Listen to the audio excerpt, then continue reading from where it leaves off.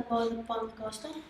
I understand that humans must be free and they shouldn't make war. So, Sammy? In this poem, Elitis compares the seagull's life and man's life. There are many differences. The seagulls live with no fear, but people live with the fear of losing everything in one day. So, Jim? From the poem, I understand that seagulls' life is much better than people's life. Seagulls are always free and they don't care about wars. People aren't free and they must take care of everything. So, Yanni? I figured that the seagulls travel in seasons free and never make war. And you, George?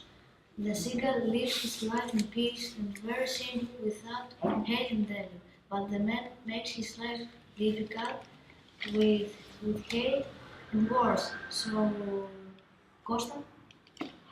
Maria? Well, I understand that the seagull is the symbol of freedom, and the world of seagull is friendlier than the man's world. The goal of our project is to present pieces of our national literature. We'll use English as the means of our communication. We'll present you Kavafi's poem as much as you can. About the poem I read. Okay.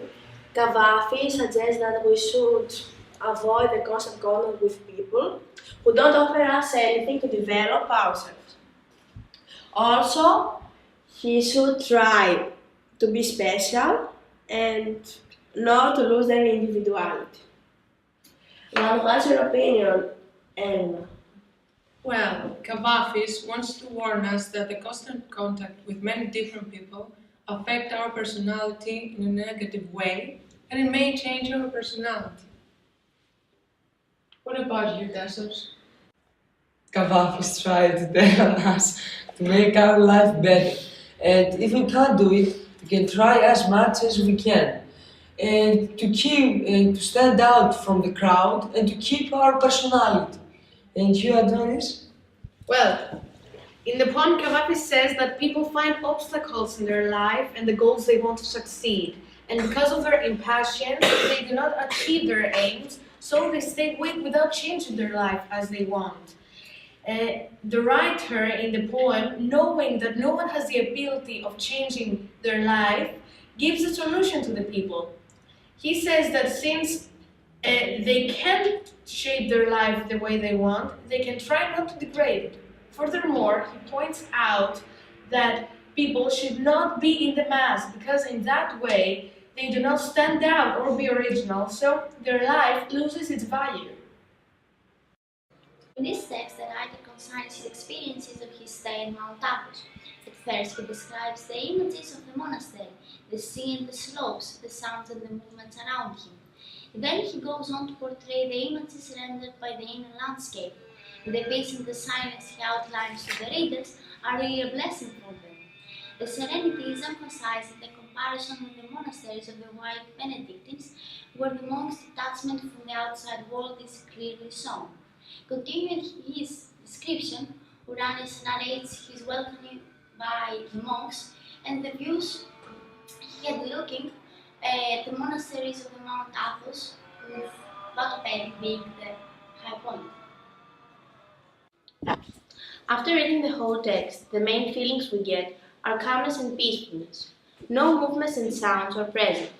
The fact that brightness and colors prevail gives us the impression that nature is alive, while people seem not to be dead, but detached from the world, from the society. People and nature exist in harmony, but as it seems, monks have adapted to the pace of nature. All monks are content with their way of life. They don't care about drinking, sleeping, or eating. They are just happy with themselves. All the above help the writer represent this new way of life with excitement.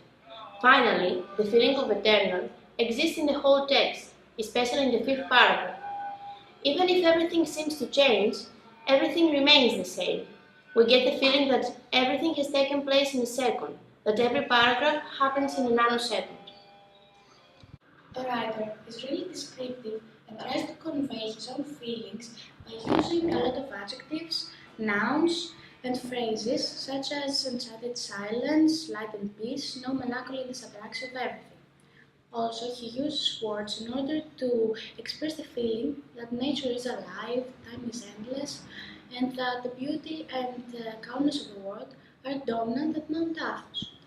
For example, words like serenity, hypnotic, mysterious help the writer to create a peaceful and harmonic mood. So the readers feel contentment, peace, and serenity by reading Lawrence's thorough descriptions of landscape, nature, and Monk's way of life. When I first had a look at Costas Suratis' reading, I thought it would be a text which describes the beauty of Mountain Athos. However, when I read it, I realized the wealth of emotions that a simple text can convey to you. Through it, you can see in the faces of the old and exhausted monks peace and calmness, a divine serenity that can calm your soul.